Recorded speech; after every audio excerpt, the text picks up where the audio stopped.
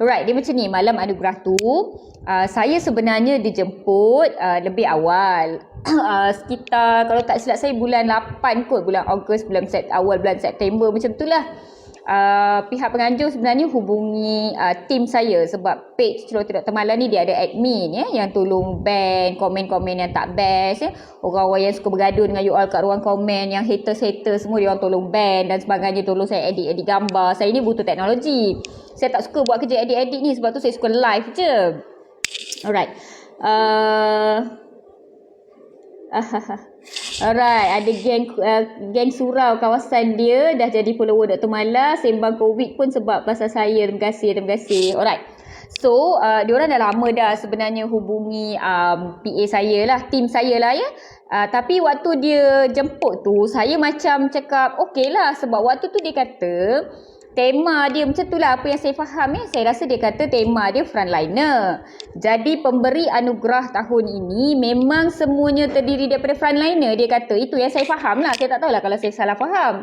Mula-mula tu saya tanya juga kenapa saya. Lepas tu dia kata tak, dia ada jemput beberapa doktor lagi, nanti you akan ada lah kawan-kawan doktor lagi dekat sana, jangan risau, dia kata. Okey, saya pun rasa okey lah. So saya bayangkan kalau kita pergi majlis-majlis award macam ni kan, majlis red carpet dan sebagainya, kita kan akan ada meja bulat tu kan. So saya bayangkan macam satu meja bulat tu akan ada doktor lah semua. Itu apa yang saya bayangkan. So bila waktu tu saya cakap okey lah, saya macam terima je lah. Dan waktu tu guys, saya terima sebab saya rasa macam ni tau. Media ni kadang-kadang, saya rasa lah itu perasaan saya pada ketika itu, saya saja je nak share dengan you all. So saya rasa macam media ni kan, yelah dia event yang besar kan. So macam untuk contohnya lah, dia perlukan 100 tetamu. Jadi dia panggil 200 sebab dia takut ada orang cancel last minute. Saya lah ingat macam tu, kalau dia perlukan 50 mungkinlah dia panggil 100 siap-siap, nanti dia pilih balik, dia ada AJK dan sebagainya. Mungkinlah saya rasa macam tu. So saya cakap je lah okey. Lepas tu saya tak buat apa-apa persediaan pun. Saya tak cari makeup, saya tak cari baju, saya tak buat apa-apa pun. Lepas tu biar sampailah seminggu sebelum Deepawali. Barulah diorang minta gambar untuk poster. Seminggu ke 2 minggu sebelum Deepawali, saya tak ingat. Saya rasa 2 minggu kot sebelum Deepawali dia minta gambar untuk poster. Dia tanya siapa pengiring, lepas tu dia dah bagi tahu kena buat RTK, swab test apa semua. Waktu tu baru saya gelabah guys. Baru saya gelabah. So saya dah macam terkejut lah kan. Oh betul ke saya pergi ni? Dia orang tak dapat ke doktor lain? Tak ada backup ke dan sebagainya. Lepas tu gelabah-gelabah, saya pun macam sauk je. Saya cari macam stylist, designer yang mudah sahaja. Saya tak nak lah yang cari profession sangat. Saya pun malas kan. Lagipun nak Deepawali waktu tu. Saya ni sibuk nak beraya. So saya macam nak beraya juga. Nak pergi ABP juga. Lepas tu kena sembang dengan bos juga untuk cuti, urusan cuti sebagainya kan. Jadi untuk pergi ABP tu saya kena korban sikit lah cuti raya saya dan sebagainya. Bincang lah dengan bos, dia pun okey lah. So waktu tu baru saya cari baju dan sebagainya. Jadi apa yang saya nak waktu tu, saya minta baju tu ada melambangkan doktor ataupun frontliner, dan baju tu kena melambangkan identiti saya sebagai seorang wanita India juga. Jadi sebab tu dah dia keluar warna putih dengan berinspirasikan sari. Jadi dia ala-ala sari moden gitu. Okay, you all ada soalan pasal booster je. Okay, Debra ni, you ni bukan dah lama ke tanya soalan macam ni? Tak pasti, tak apalah. Okay, nanti saya jawab Lepas tu, jadi saya pun macam selamba je lah. Lepas tu saya sebenarnya tak tahu pun siapa makeup artist saya. Saya tak tahu pun sebenarnya. So saya macam belasah je. So dah sampai-sampai kat sana baru tahu baru stylist saya bagi tahu dia ni buat baju, dia ni buat makeup, dia ni buat ni tu, macam tu lah. Lepas tu waktu tu ada something lah yang berlaku pada hari Khamis tu. So saya memang down sangat. Saya memang down dan saya macam tak bersedia lah nak pergi. Sampai hari Sabtu tu kan, dalam pukul 2.50 petang tu, saya baru bagi tahu husband. Sorry, saya tertekan off tadi. Saya baru bagi tahu husband saya kata saya tak nak lah pergi, saya nak bagi tahu organizer saya demam lah, saya tak boleh pergi event. Saya cakap macam tu. Lepas tu husband saya jeling je. Lepas tu dia kata bersiaplah cepat. Macam tu lah lebih kurang. Lepas tu bila make up artis, orang-orang semua tu datang, macam saya pun macam okey lah. So dalam fasa endemik, bila kita pergi ke satu-satu majlis yang lebih-lebih lagi macam ramai kan orang kat sana. So benda pertama yang penting adalah buat artikel. So yang pergi ABP tu semua kena buat artikel test dan bagi result tu kepada organizer. Lepas tu organizer akan verify balik tau. Walaupun kita dah buat artikel, kita dah pergi ke kita dah bagi dekat organizer, sampai dekat sana yes baby.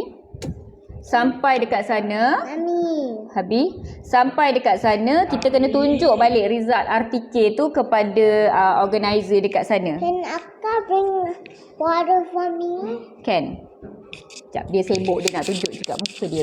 Alright. So, MKN ni, petugas-petugas daripada MKN Majlis Keselamatan Negara sangat-sangat strict lah orang kata dia peduli apa, you artis ke, you doktor ke, dia dah tak kisah dah. Semua orang dia check balik artikel dan dia jadi macam polis mas tau. Pakai mask betul-betul pakai. Dia macam marah lah. Persembahan dekat atas dia tak pakai mask, turun kena pakai mask. Dia memang macam jaga sangat, jaga jarak. Letak kerusi pun jaga jarak.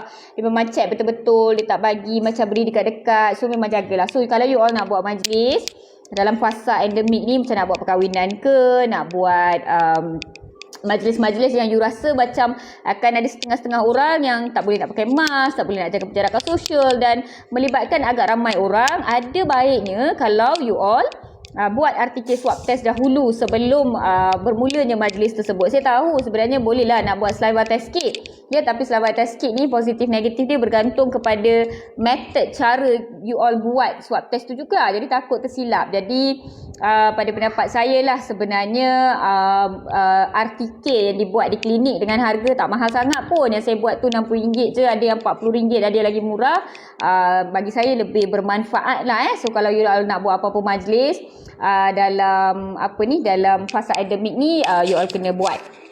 Okay, saya nak selit sikit pengalaman saya naik pentas lah. So kasut saya tu tinggi tau. Kalau you all tengok saya dengan husband saya kan macam ketinggian agak macam pinang dibelah dua kan. Tipu-tipu guys. Sebenarnya tipu tau. Suami saya tinggi sangat berbanding dengan saya sebenarnya. Tapi malam tu saya pakai kasut tumit tinggi. Sebab tu lah nampak saya tinggi. Tapi dekat belakang stage tu, dekat belakang stage ABP tu, dia macam ada tangga tau. Ada 3-4 tangga. So tangga tu macam kecil-kecil tau. Dia tangga dengan papan. So nak naik tangga tu, saya memang mengambil masa yang lama. Sebab saya takut tersungkur kat belakang tu. Memanglah tak ada orang nampak kalau tersungkur kat belakang tu. Tapi habislah baju saya koyak lah, kotor lah kan. So saya pun jalan slow. So berdiri kat belakang tu. Bila dia panggil nama tu memanglah gementar kan, takut. Lepas tu tapi okey lah. Tapi secara automatik ni saya tak tahu macam mana, memang tangan saya bercekak bila saya masuk tu. Mungkin lah sebab saya banyak tengok macam Miss World, pageant semua kan. So automatik memang tangan saya dekat pinggang. Saya pun dah tak tahu kenapa. Lepas tu okey lah, Sherry Al-Haddad tu, ya Allah guys, dia memang best sangat, memang versatile, memang peramah dan energetik sangat. Dia agak gempal, berbadan besar, tetapi stamina dia begitu kuat. You all tengok tak malam tu dia menari, dia menyanyi dan dia jadi host. Oh god, memang itulah orang berbadan besar ni kan, kalau kat sekolah rendah, sekolah menengah mereka selalu kena ejek, tetapi sebenarnya mereka sangat-sangat berbakat. So I minat sangat dia sejak daripada ABP ni. Tengok dia pakai baju biru tu depan mata I, dia pakai baju purple, hitam purple tu depan mata I. Memang I suka sangat. Hi Nia Dania dari Sabah. Hi Dearly Ju Roland dari Sarawak. Hi. Okay, I cerita sikit lagi pengalaman ABP tau. Bila dah baca yang pertama tu, yang Dola tu, tiba-tiba dia pakai baju hitam putih kan. Lepas tu saya pula berdiri kat tepi tu. Saya dah tak tahu nak pergi mana sebab saya tak tahu Sherry keluar. Waktu rehearsal, Sherry tak keluar. Dia duduk tepi saya. Tiba-tiba waktu sebenar tu Sherry hilang. Lepas tu saya dah macam hilang arah, dah tak tahu nak buat apa. So saya berdirilah dekat tepi tu. So lepas tu bila pergi nak umumkan yang lelaki tu, pemenang anugerah pelakon artis baharu lelaki popular tu, bila saya dah baca kat tu, saya dah umumkan, dia orang kata kena tengok floor manager untuk dapat cue untuk kita announce. Tapi floor manager dia pandang kiri kanan depan belakang. Lepas tu saya tengok dalam kad tu nama Dini Rashid. So Dini Rashid ni kan kita tahu dia OKU penglihatan kan. So saya dah macam gelabah dah. Dia macam cari. Saya macam, oh Dini Rashid tak ada ke? Sebab tu saya macam lambat sikit nak jawab, nak baca. So saya macam tengok-tengok. Lepas tu baru FM, floor manager tu baru macam dia bagi saya cue. Baru saya bacakan. Lepas tu Dini Rashid pun masuk. Saya pun sangat happy sebenarnya untuk Dini Rashid. Saya kenal dia sebab dia pernah viral dalam satu artikel yang mengatakan ada orang kata macam dia berlakon yang dia okey penglihatan. Tapi saya sendiri tengok atas pentas memang PA dia yang bawa dan dia ke hulu ke hilir macam tu dan sebagainya. Memang sangat inspiring lah. Alright, so itu pengalaman saya. Hai Imelda dari Ranau Sabah. Hai Lina Ujang. Hai Nurliana dari PJ. Hai Kak Rozita Osman dari tu tak nampak dari mana tu. Alright, so itu pengalaman saya. Tapi waktu kita tapi pengalaman ABP saya dia macam separa ABP sahaja sebab dalam dewan tu tak ada audience. Dalam dewan tu hanya pentas, kamera, lepas tu ada sikit-sikit kru duduk kat sana, ada pegawai-pegawai MKN, lepas tu ada kru-kru ABP tu keluar masuk dekat backstage, ada orang-orang yang bakal naik ke atas. So dekat backstage tu kita jumpa beberapa artis, lepas tu dekat luar kita ada holding bay kat luar tu. Dekat luar tu baru kita jumpa artis lah, ada dua belah, ada satu area tu orang yang dah menang, dia pergi interview kat belakang tu, lepas tu belah sini dewan ada red carpet. Belah sini dewan kita duduk tengok, dia ada satu TV, kita boleh tengok ABP daripada sana. Tapi dalam dewan bila saya umumkan tak ada penonton, tak ada audience. Hai Rosnani Tenganga, dengar doktor cerita, dia kata saya buat live ni nak cerita pengalaman saya sebab ramai follower minta. Jadi macam kalau nak cakap, alah bosan lah kenapa doktor perlu cerita, sorry lah sebab ada follower minta kan. So kita pun bercerita je lah, bukan kena bayar duit pun, nak cerita pengalaman saja je, nak sembang-sembang, nak borak-borak dengan you all. So nanti bila kita buat gathering team terus Dr. Mala, dah tak payahlah cerita-cerita ni, at least kita dah sembang kan. Alright. Hai Kak Suzan Daya dari Indonesia. Bibik saya pun daripada Indonesia, dari Lombok. Dia dari Lombok Tengah. Alright. Okey, harap AME ada yang sudi jemput Dr. Mala. AME tu apa pula korang? Alright. So, saya enjoy lah. Saya jumpa Fauzal Latif Kak G. Dia sangat cantik, putih, tinggi dah. Yang penting dia wangi sangat guys. I tak tahu dia pakai perfume apa tapi wangi sangat. Lepas tu, I jumpa Wani nama dia, yang penyanyi yang buat persembahan dengan Fauzal Latif tu, Kak G tu. I jumpa dia, I jumpa Ramlah Ram, I jumpa Ella, I jumpa Fizo Omar, I jumpa Sisi Iman, I jumpa lah ada few people lah, ada few artis lah. Ada yang mereka kenal saya tak kenal mereka. Ada yang saya kenal mereka tapi mereka tak kenal saya dan sebagainya. So so itu pengalaman. Tapi saya tahu ada jemputan-jemputan lain, ada macam-macam email, jemputan, messages yang masuk. Tapi buat masa sekarang saya nak rehat dulu guys. Saya nak rehat dengan family. Saya nak concentrate dengan page Roti Dr. Mala ni. Saya nak concentrate dalam menyampaikan ilmu-ilmu kesihatan dekat you all semua. So dunia glamour ni saya cuba untuk elakkan dahululah, unless melainkan sangat-sangat penting, sangat-sangat perlu, dan biasanya untuk tolong organizer sahaja. Saya sebenarnya kebanyakan masa bila saya masuk TV, saya masuk program-program sebegini, biasanya saya dipanggil last minute, dan saya nak tolong organizer sahaja sebab kesian orang-orang yang kerja dekat media ni. Dan kali ni pun sama juga, saya sampai sudah tanya Ayu tu tak boleh ke saya tarik diri, dia duduk gelak-gelak, jawatan dia macam-macam. Mask sengit tu, dia mask sengit tu macam ni tau. Bila saya pakai mask tu, saya rasa saya memang dah terpakai sengit. Lepas tu mask tu kena dimasukkan sebab saya ada subang yang panjang. Lepas tu dah dimasukkan subang tu dan diletakkan macam tu. Jadi saya rasa bila pakai tu, dia memang dah pakai sengit. Saya memang constantly betulkan mask saya naikkan tapi dia turun balik juga. So mungkinlah saya tak pilih mask yang betul dan sebagainya. Dan mask yang saya beli tu dekat bahagian dalam dia macam tebal sedikit. So bila saya bercakap tu macam dia ganggu sikit lah kat dalam. Mungkin saya tak gosok juga kot sebab dia fabric mask, triple layer fabric mask. So dia memang kacau sikit. Saya tak pernah lagi, biasa saya pakai surgical mask, saya tak pakai fabric mask sangat. What happened is that dia macam, walaupun saya cuba tarik, dia masih turun juga. Dekat pentas je saya tak tarik. Itu pun saya rasa bila saya tengah tunggu Dola bagi ucapan tu, saya sebenarnya tarik. Tapi bila saya pergi depan, dia turun balik.